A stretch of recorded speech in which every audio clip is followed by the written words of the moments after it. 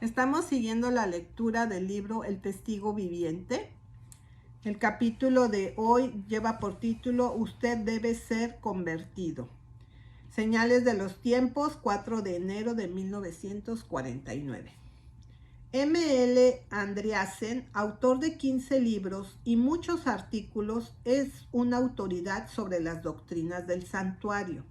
Detrás de este logro duradero radica una rica carrera de predicación, enseñanza y administración.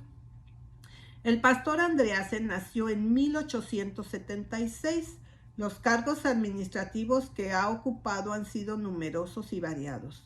Fue presidente de la Gran Conferencia de Nueva York, presidente del Seminario Teológico Hutchinson, decano y el presidente de Union College en Nebraska y jefe del Departamento de Teología del Seminario Adventista del Séptimo Día en Washington, D.C. Algunos títulos que muestran el área del pastor Andreasen en los intereses de la Escritura son Isaías, el profeta del Evangelio, el servicio del santuario y una fe por la cual vivir. Existen personas que son buenos ciudadanos, incluso buenos miembros de la iglesia, quienes se acobardan ante la idea de la conversión. Piensan que son lo suficientemente buenos como son y no sienten ninguna necesidad de conversión. Han visto mucho de emoción y exhibicionismo y se han disgustado tanto con ciertas representaciones que se conocen con el nombre de religión, que rehúyen ser clasificados con los que lo creen y lo practican. Confesamos que simpatizamos con esas personas, porque también a ellos les ha disgustado la religión emocional. He visto a demasiados avivadores profesionales en el trabajo como para ser impresionado con sus tácticas. Como cuando Ford introdujo los métodos de ensamblaje por línea en la producción de automóviles, así algunos han introducido la línea de montaje en conversión. Personalmente soy opuesto a la producción en masa de la religión. Pero dejando de lado la cuestión del método utilizado, ¿qué pasa con aquellos que permanecen al margen y miran con desaprobación, que desdeñan ser clasificados entre los pecadores comunes, los honestos ciudadanos confiables y respetuosos de la ley, que sería un honor y un activo para cualquier iglesia? ¿Qué pasa con ellos? Ellos necesitan la religión. Si Cristo estuviera aquí, respondería a la pregunta como Nicodemo respondió: ¿os es necesario nacer de nuevo? Juan 3:7. Algunas de estas buenas personas no entenderían esto de ninguna manera más que Nicodemo. Nacido de nuevo. ¿Por qué? Soy de una familia respetable. Ahora soy un oficial de la iglesia. Yo he dado mucho a la caridad.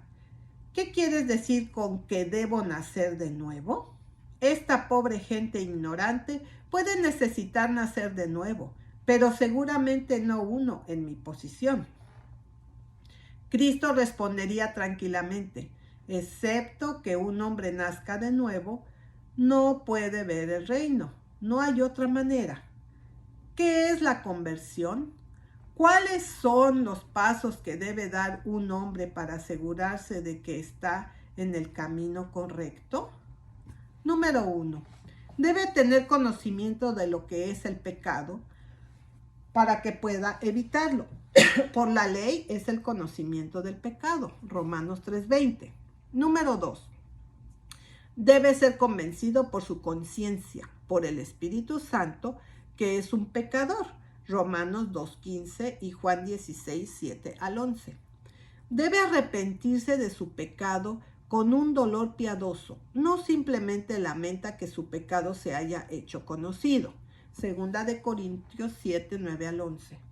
Debe estar lo suficientemente arrepentido como para confesar sus pecados. Proverbios 28:13 y Primera de Juan 1:9. 5.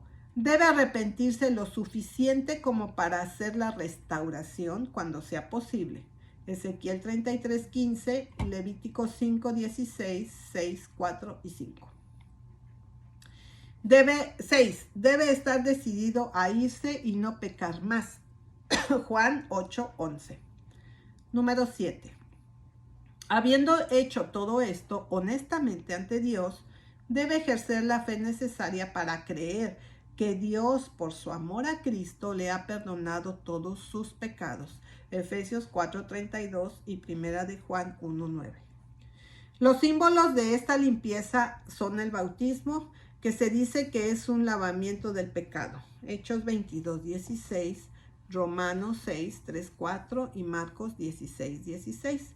Estos son los pasos necesarios para la salvación. Cada uno es necesario, aunque no necesariamente vienen en el orden nombrado. El primer paso difícil para el hombre culto es reconocerse a él mismo un pecador. Puede tener fallas, puede quedarse corto, incluso puede haber pecados algunos, pero es un pecador. Quien piense mucho de sí mismo, escuche a Pablo decir: yo soy el más pequeño de los apóstoles. 1 de Corintios 15:9. Pablo no fue considerado el más pequeño por sus hermanos, ni por Dios. No había orgullo en Pablo. No se consideraba a sí mismo mejor que otros. Pablo hace una declaración más. Cristo Jesús entró en el mundo para salvar a los pecadores, de los cuales yo soy el primero. 1 de Timoteo 1:15.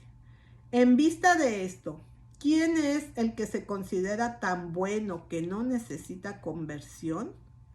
Hay muchas formas en que la riqueza y la posición son una ventaja. Aquellos que los poseen son admirados como exitosos. Se busca su consejo y se les da honor. Este no es un bien sin mezclar. Gente próspera, hombres de influencia y posición, están tan acostumbrados a los favores que vienen a esperarlos de todas partes y quedan muy decepcionados y son tratados como personas comunes. Uno de ellos llegó al presidente Lincoln y ofreció sus servicios en la guerra entre estados. Estaba ansioso porque el presidente supiera que él era una persona distinguida y varias veces mencionó su anterior puesto. Después de que el presidente lo hubiera escuchado varias veces, se inclinó hacia el hombre y le susurró: he escuchado lo que dijo, y si no lo vuelve a mencionar, yo tampoco, y no lo contaremos en su contra al darle a usted un puesto.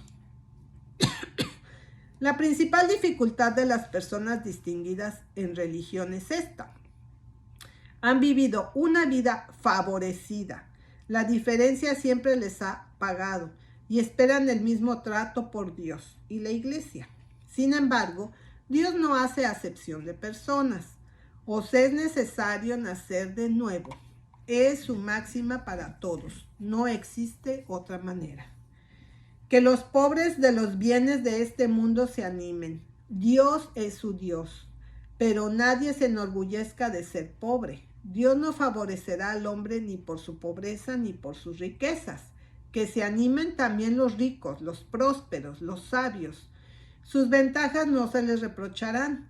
Cuando un hombre ha llegado a la conclusión de que es un pecador y tiene necesidad de Dios, desea saber lo que debe hacer para ser salvado. En este punto yo estaba muy perplejo. Cuando era joven cristiano, solo cree, fue grabado en mis oídos. Aquellos quienes me dijeron que eran buenos cristianos, pero ellos ciertamente me confundieron, porque descubrí que había muchas cosas que hacer. ¿Cuáles fueron algunas de ellas? Dos de las más difíciles fueron la confesión y la restitución. La Biblia dice claramente que si confesamos nuestros pecados, Él es fiel y justo para perdonar nuestros pecados y limpiarnos de toda injusticia. 1 de Juan 1:9. Eso fue relativamente fácil para mí, pero confesar al que yo había agraviado no fue fácil. Primero, él sabría que me estaba volviendo religioso. Como cristiano, no pude seguir haciendo algunas cosas que tenía la costumbre de hacer. Si me declaraba cristiano, tendría que dejar de hacer algunas cosas inmediatamente y yo no estaba preparado para eso. Eso sería mejor reducir gradualmente. Eso me daría la oportunidad para ponerme a prueba a mí mismo y si descubría que no podía hacerlo, podría retroceder silenciosamente sin que nadie lo supiera. Además, sería terriblemente humillante ir con amigos y hacer confesión. Ir con Dios y confesarme, eso era como nada. Ninguno vería o escucharía eso. Pero a los hombres, eso esparciría las noticias por todas partes. No estaba preparado para eso. Cuando a la confesión se le agregó restitución, eso fue peor. Hasta donde yo sé y creo, nunca había robado, pero había tomado cosas que no me pertenecían. Si trabajas en una tienda, hay pequeñas cosas que recoges que no te pertenecen y no piensas en ello. La cosa me molestó. Tomó semanas y meses antes de reunir el valor suficiente para hablar en voz baja con el encargado y aclararle el asunto. Todo este tiempo la conciencia insistió tranquilamente, hazlo, no hay otra manera. Es cierto, no hay otra forma. Podemos discutir con la conciencia, podemos discutir con Dios, pero no hay otra forma. La confesión y la restitución son necesarias. Vayamos profundamente dentro de la conciencia de cada uno.